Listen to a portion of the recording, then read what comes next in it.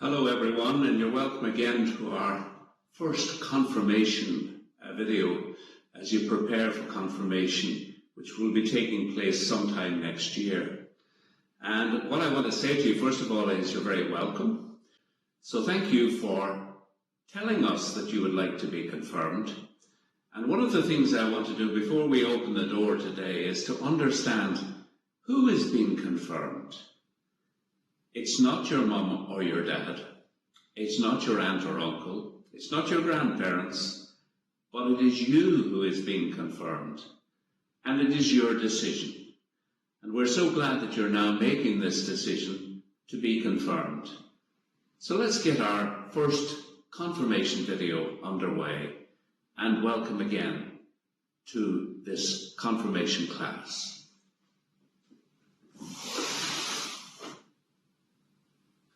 You came here to be baptized. In fact, some of you were extremely young when you came to be baptized. You came here with your parents and special friends called godparents. And when they came here to church with you, they came here to make promises on your behalf, to tell people, as you were baptized, that you were going to be brought up as a Christian, that you are going to learn your Christian prayers, that you are going to be present in church with your parents. So it was a big statement that was being made when you came to be baptized. It was your parents saying that they wanted to pass on the very best things to you in your life. And we celebrate that fact today. You might ask a question now, and a question might be something like this. If I'm making the decision now, why did I need to be baptized in the first place? Why couldn't I have left it until I was 12 or older to be confirmed and to do everything to be baptized and confirmed and to answer promises for myself at that time? Well, there's a sort of a simple answer to that. The first thing is, your parents had care of you when you were very small.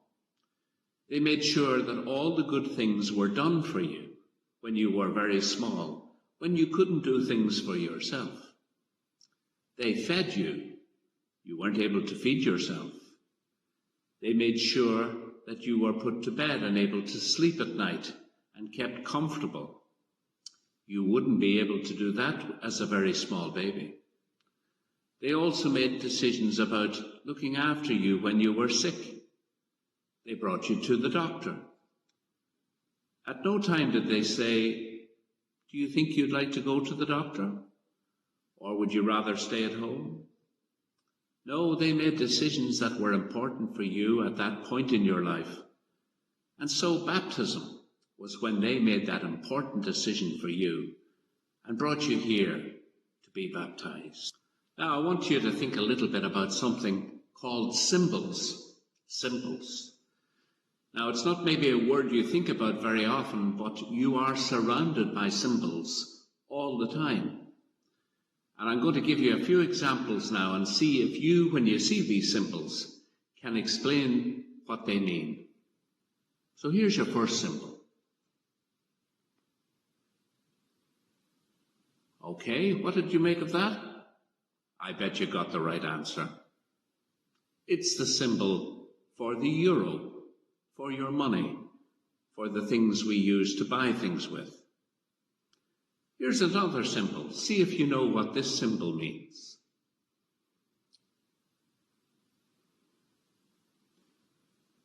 That's right. That symbol, I think, may have made you feel a little bit hungry today, because it's a symbol for McDonald's. And as a result of that, every time you see that symbol, you immediately think of that. Here's another symbol you might recognize. Now, we all recognize the cross, don't we? But what does this cross symbolize? It's a symbol of what? Yes, I can hear the voices, even on a recording, I'm sure I can hear those voices ringing back to me saying that it actually stands for the cross on which Jesus died.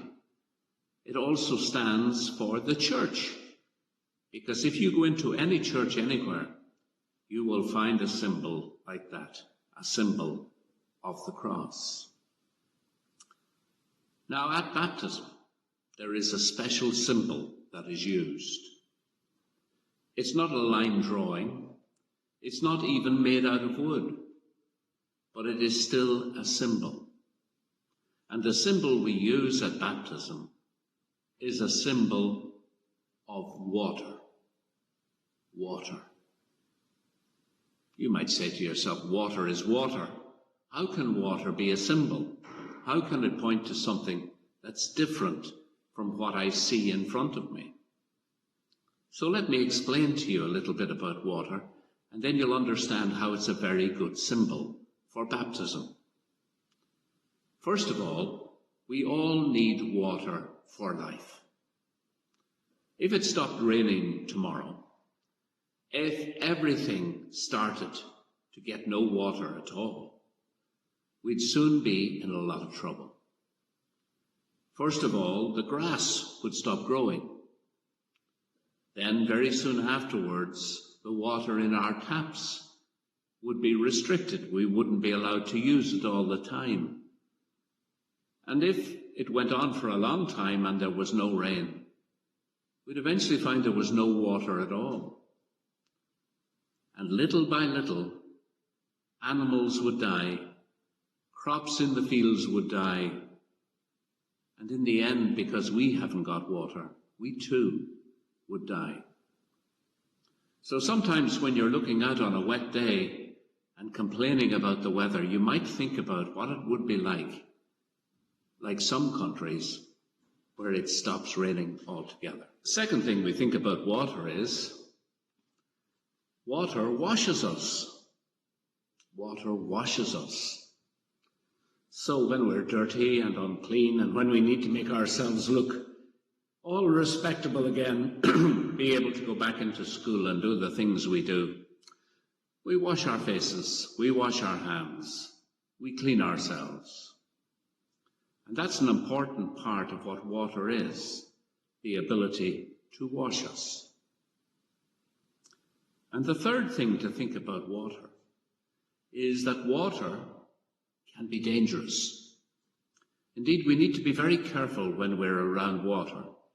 And I'm sure we've often had lessons in school about the summer holidays and the use of water and going swimming and being careful about where we are. Because when we are actually in water, it is potentially dangerous. And in really bad storms, it can be horrific. So dangerous indeed that it can actually destroy everything around it. So these are three parts of water I want you to think about when we think about water as our symbol today. Now I want you to think about how it's a good symbol for baptism. First of all, water is a symbol of life. And at baptism, we are being given a new life, a Christian life, a life that has been given to us because Jesus died on the cross for our sins. The second part of the story of water is that it washes us. And indeed it does. It washes away our sins.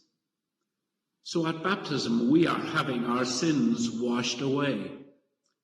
Again, it is part of our thinking of Jesus dying on the cross. And by dying on the cross, he washed away our sins forever. And finally, we think about water being dangerous and destroying things. Well, we are glad to celebrate that at baptism, what is being destroyed is death. Of course, we know people who have died. We may even know grandparents or even younger people who have died. But as Christians, we also understand that that death is not the end. That through what Jesus has done for us by dying on the cross, we will be with him in heaven, and there we will live forever. So can you see how water is a really important symbol for baptism? How it tells us so much in just one little cup of water.